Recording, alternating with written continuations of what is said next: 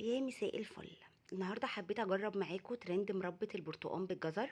هل طعمها حلو ولا لا؟ هنشوف مع بعض. هنا جبت كيلو برتقال، ودايما جربوا يا جماعه في كميات صغيره. نزلته في ميه بتغلي وهسيبه 10 دقايق في الميه اللي بتغلي عشان المراره اللي في القشره بتاعته تروح. بصوا لون الميه كده، كل المراره اللي في القشره بتاعتي ضاعت تماما. بعد 10 دقايق هشيل البرتقال وهسيبه يبرد، وهنروح نشوف الجزر بتاعنا.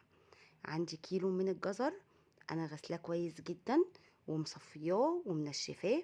وهاتوا جزرايه تكون طويله كده وشكلها حلو، وما تبقاش مجعده كده من الجناب عشان يبقى طعم الجزر حلو ويبقى سهل في التقشير.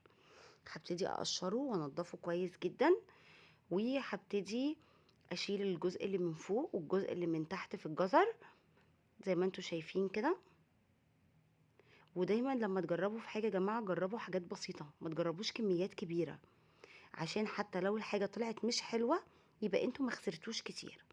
اهي كل كميه الجزر بتاعتي هبتدي ابشرها بقى، سواء بالمبشره او اعملها بالكبه. انا كان عندي كبه بصراحه فبشرتها فيها عشان ما تعبش نفسي.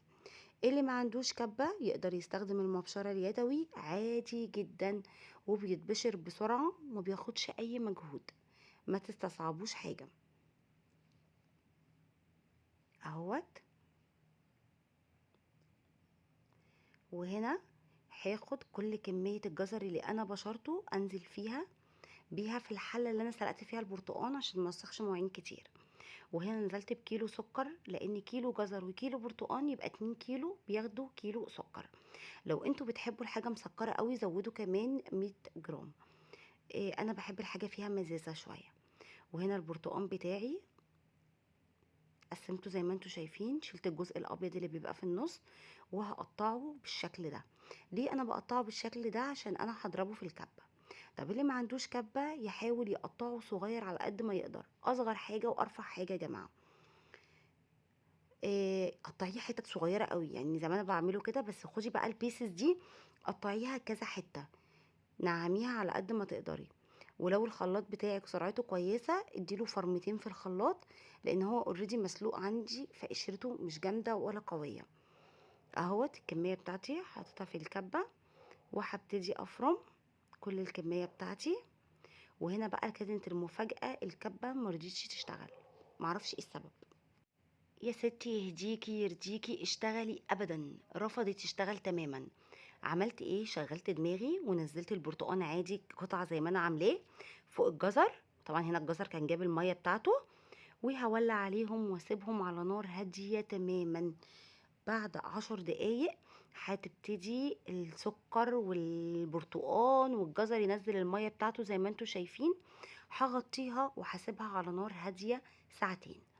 بعد ساعتين جبت بقى الهاند بلندر وضربتها، لان هي كانت عندي قطع كبيره.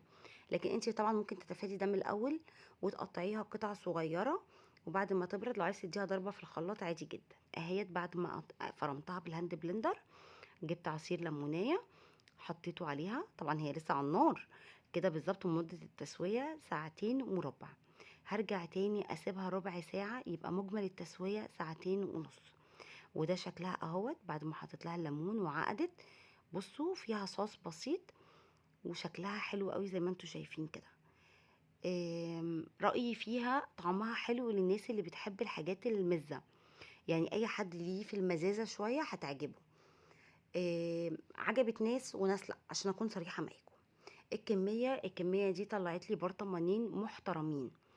انا شخصيا عجبتني، بس بالنسبة لولادي لا ما عجبتهمش، لان فيها مزازة. لو حد عنده طريقة يا جماعة مختلفة لمربى البرتقال بالجزر يا ريت يقولي عليها، وانا هعملها بالطريقة بتاعته. اتمنى الفيديو يكون عجبكم، اتمنى اكون قدرت افيدكم.